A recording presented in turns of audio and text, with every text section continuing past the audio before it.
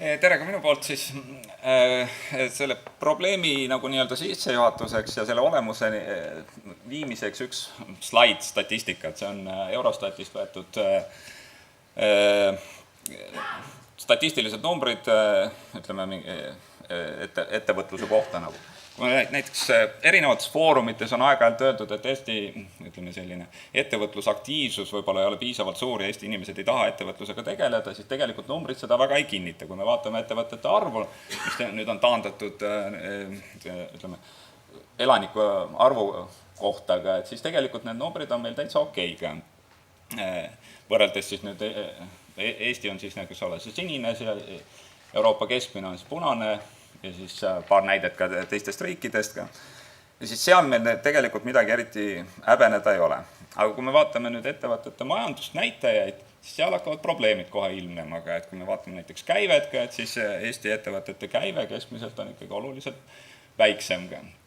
Ja eriti probleemne on siis, kui me vaatame näiteks kasumit, kus koha peal siis Eesti ettevõtlus üldiselt jääb kõvasti alla kas Euroopa keskmisele ja siis loomulikult ka meie naabritele ja siis ka suurematele riikidele. Ja kuidas ta edasi liigub? See pult on seal. Mis viib meid siis... loomulikult majandusteadlased ütlevad, et ega need numbrid võib-olla kõige õigemad ei ole, aga üldises pildis ma usun, et suurem osa saalis viibijaid nõustuvad, Eesti ettevõtted toodavad liiga odavaid asju. Miks see siis nii on?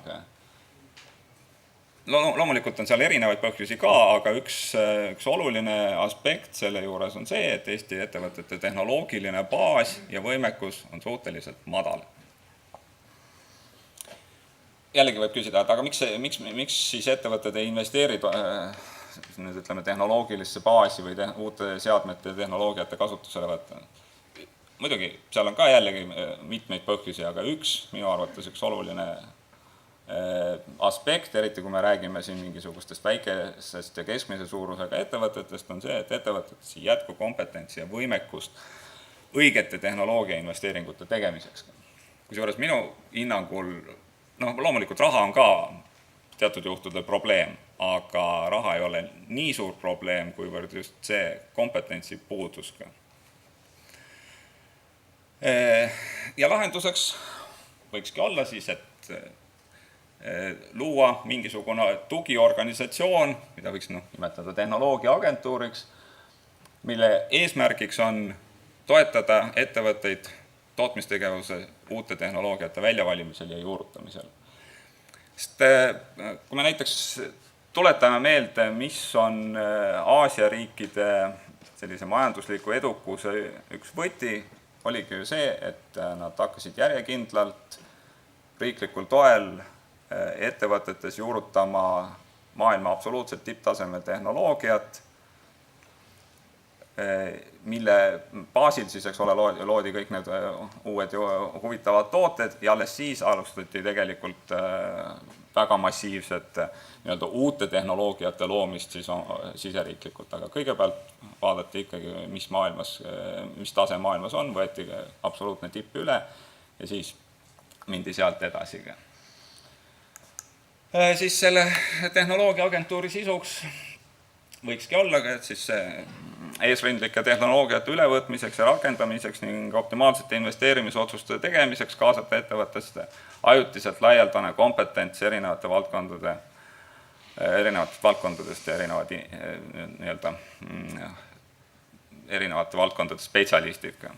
Ja see mõnes mõttes võiks sarnaneda siis traditsioonilise saneerimisega, kus koha peal vaadatakse või kutsutakse mingisugune väljaspoolt kompetents ettevõtte majandustegevust üle vaatama, et siis sedasama see tehnoloogiaagentuur võiks teha siis nüüd ettevõtte sellise tehnoloogia kogu selle struktuuri ülevaatamiseks.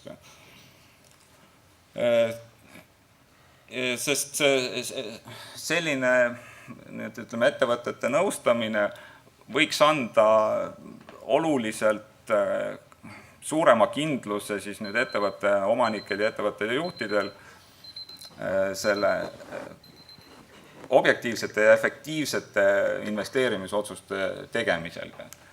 Ehk siis kokkuvõtteks selle tehnoloogiaagentuuri ülesandeks oleks aidata Nokial loobuda kummikutest ja keskenduda mobiilidele.